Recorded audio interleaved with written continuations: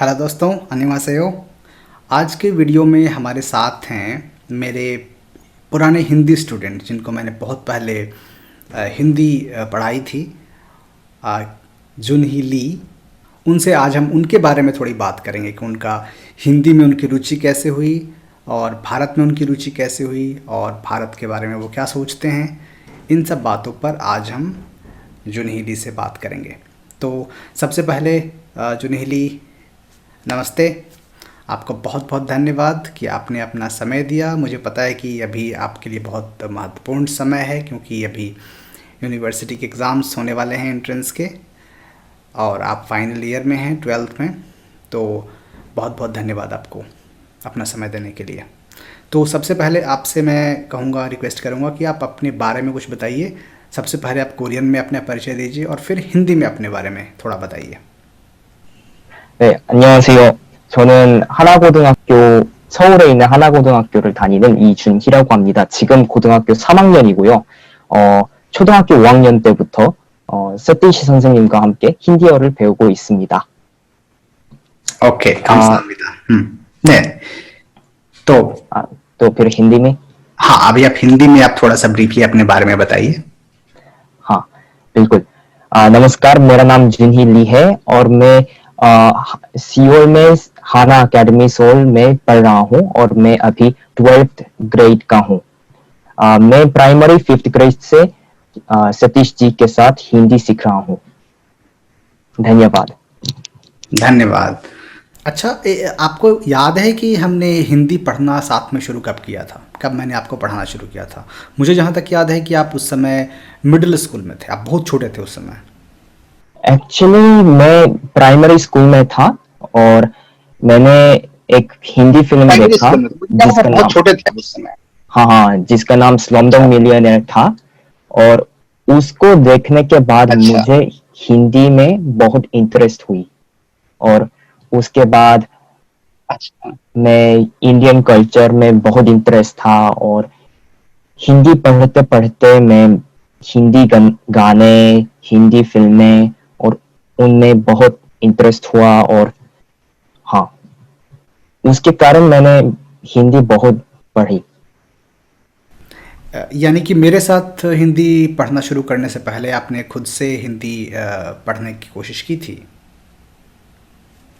हाँ, मैंने अकेले स्टडी करने के लिए बहुत कोशिश की। फॉर एग्जाम्पल मैंने देवनागरी खुद सीखी और वो बहुत मुश्किल था, लेकिन मुझे याद है। एट द सेम टाइम वो बहुत मजेदार था। 제가 또 진짜 공감한 건 하나 물어볼게요. 힌디어 어떻게 이렇게 잘하세요? 제가 한국에서 힌디어를 공부하는 학생들 많이 만나봤거든요. 뭐 한국외대나 부산외대에서 뭐 학사 과정, 석사 과정까지 뭐 졸업한 학생들도 많이 만나봤는데 이 정도 유창하게 하는 학생들 많이 못 만났어요.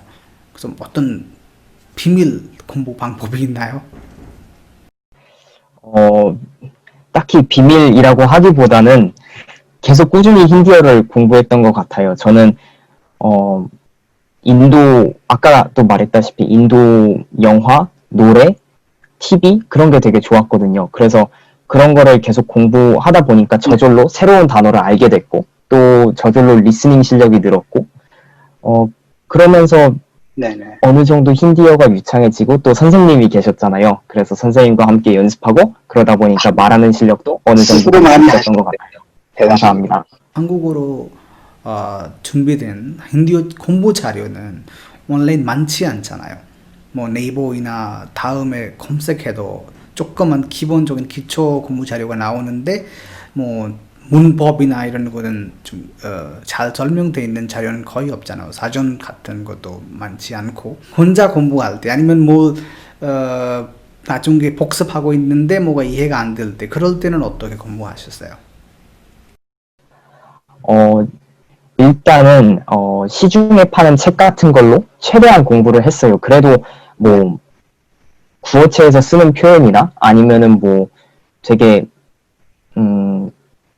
고급 문법 같은 거는 그런 책에서 알기가 어렵더라고요. 그래서 정말로 모르겠는 거는 그렇죠. 선생님께 여쭤봤고 뭐 되도록이면 그래도 인터넷을 검색하면서 제 궁금증을 풀려고 했어요. 그리고 특히 도움이 됐던 게 쿼러라고 그 인도인들이 많이 사용하는 지식인 같은 플랫폼인데 거기에 뭐 네, 거기에 그렇죠. 예를 들어서 러그나라는 힌디어 동사의 쓰임을 알고 싶다. 그래가지고 그런 거에 대해서 사람들한테 물어보니까 또 인도인 분들께서 되게 친절하게 네, 답변을 해주시더라고요. 그래서 이런 식으로 직접 인도에 사시는 분들께 여쭤봐도 되는구나 이런 식으로 하면서 모르는 부분은 그렇게 커버했던 것 같아요.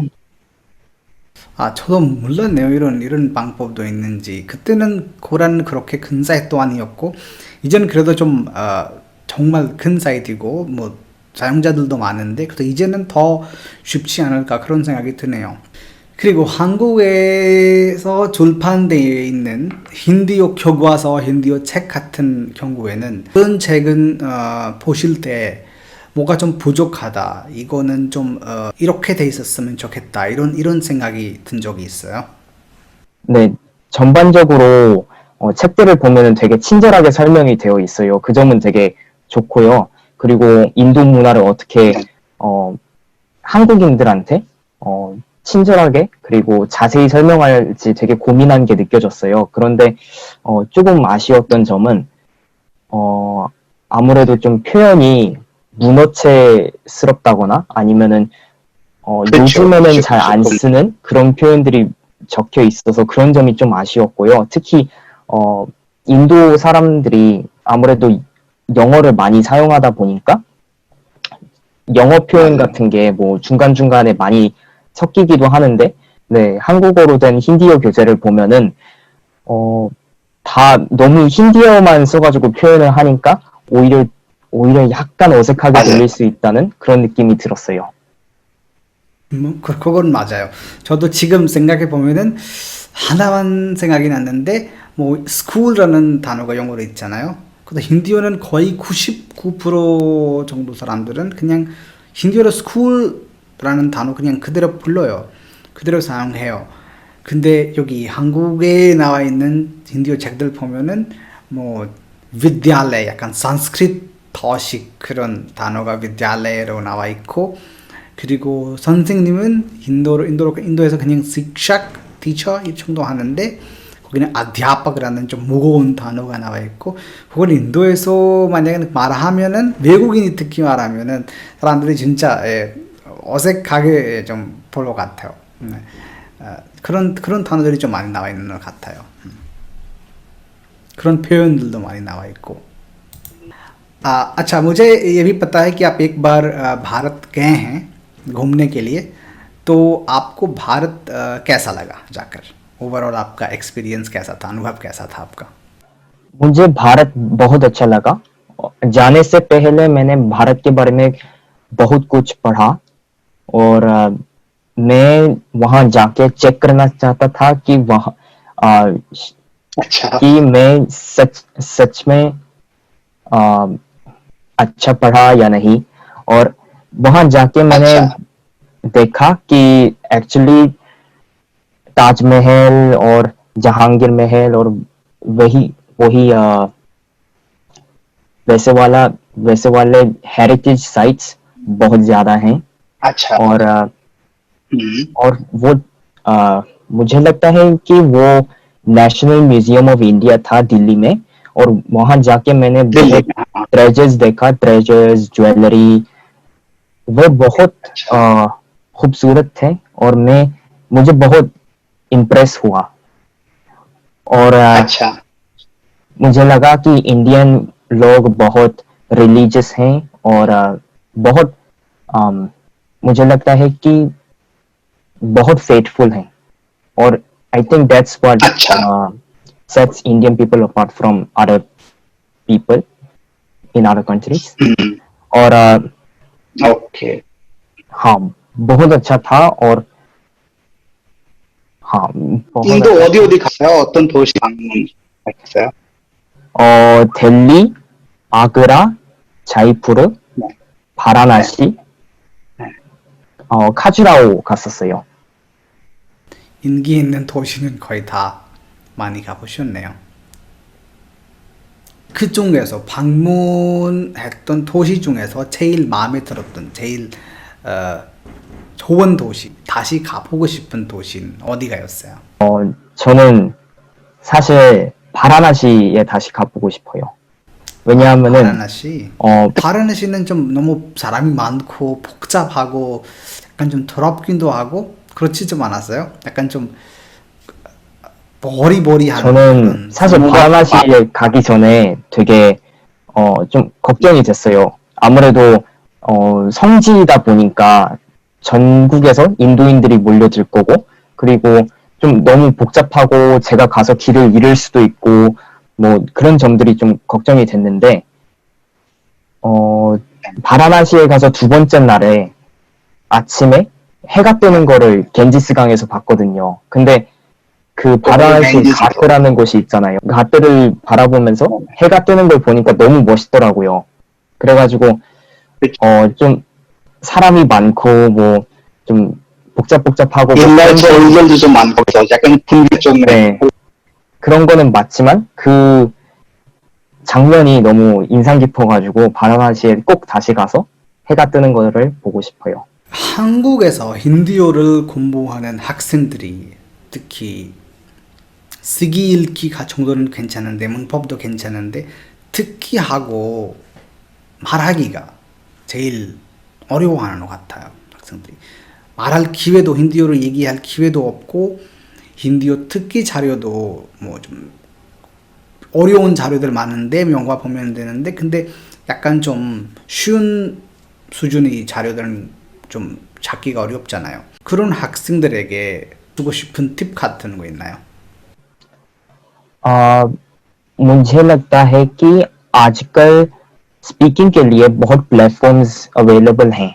For example there is a website called conversation exchange.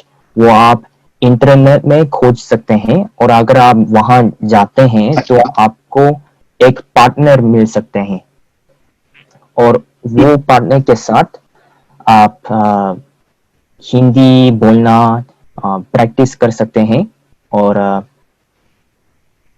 और उसके बदले में आप शायद उस पार्टनर को हिंदी कोरियन प्रैक्टिस करने का मौका दे सकते हैं. अच्छा. हाँ. या शायद आप उस पार्टनर को अंग्रेजी सीखने का मौका दे सकते हैं. हाँ. आई थिंक इस तरीके से आप हिंदी बोलना ज्यादा बेहतर कर सकते हैं. हाँ, आपने काफ़ी अच्छा सुझाव दिया क्योंकि आजकल भारत में भी कोरिया के बारे में रुचि काफ़ी बढ़ रही है और बहुत सारे लोग हैं खास करके नई जनरेशन के जिनका बहुत ज़्यादा इंटरेस्ट है कोरिया में, कोरियन लैंग्वेज में, कोरिया के कल्चर में और म्यूज़िक, मूवी, ड्रामा वगैरह में. तो अगर आप फेसबुक पर जाकर या ऐसे किसी सोशल मीडिया पर जाकर भी आप ये लिखते हैं कि मुझे किसी इंडियन लैंग्वेज एक्सचेंज पार्टनर की ज़रूरत है तो मुझे लगता है बहुत लोग उसमें इंटरेस्टेड होंगे और आपको आसानी से कोई पार्टनर मिल सकता है हिंदी में बात करने के लिए, अपनी हिंदी सुधारने के लिए. और आप उनको कोरिया के बारे में थोड़ा बताएंगे, कोरियन लैंग्वेज के बारे में, तो उनको भी अच्छा लगेगा.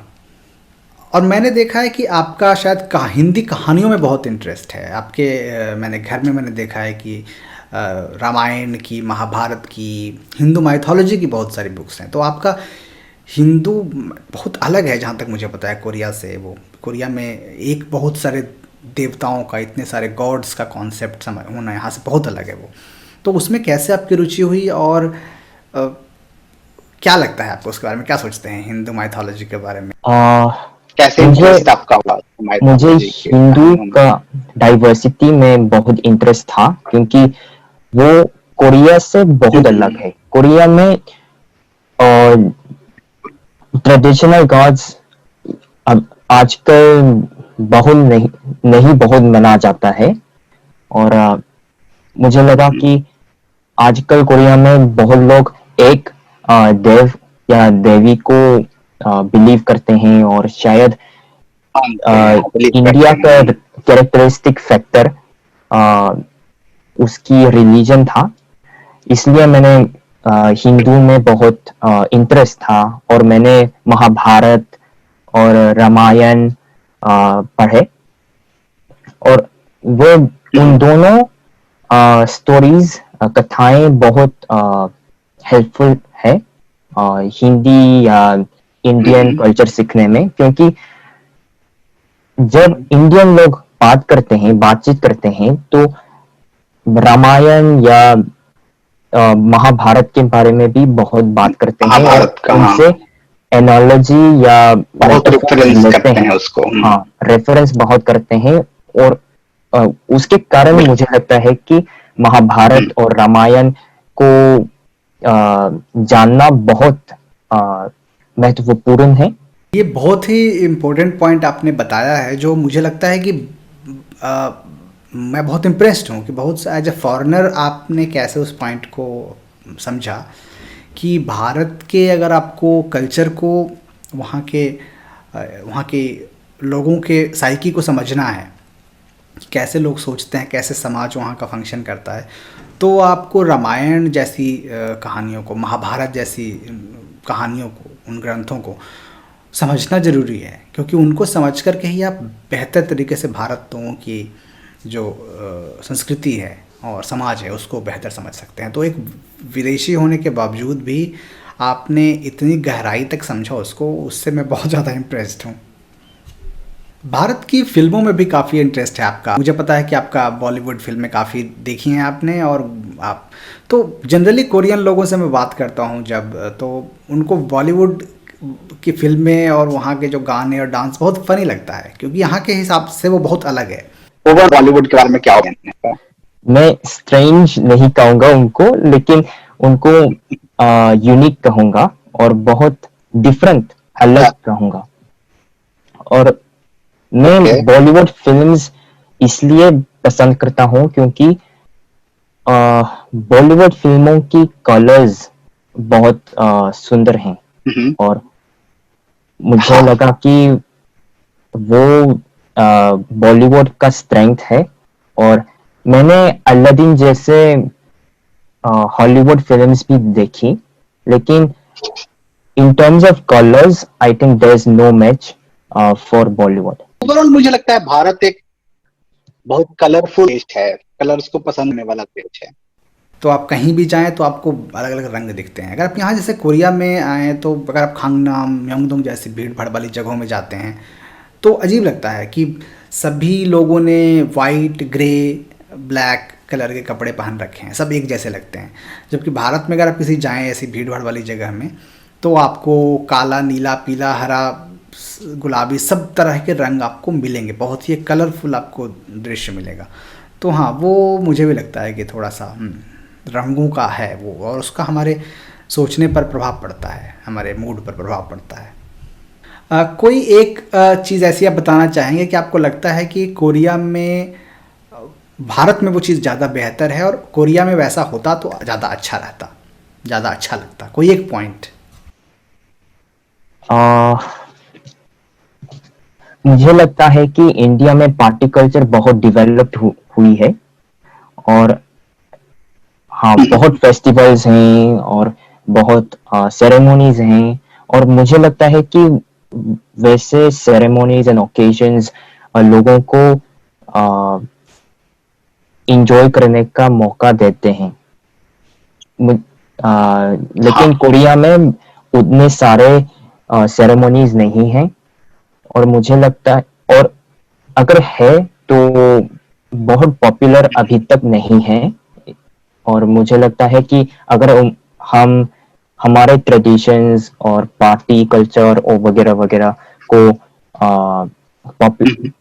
पॉपुलराइज करते हैं, तो शायद हाँ, तो शायद हमें ज़्यादा इंजॉय करने के मौके होंगे।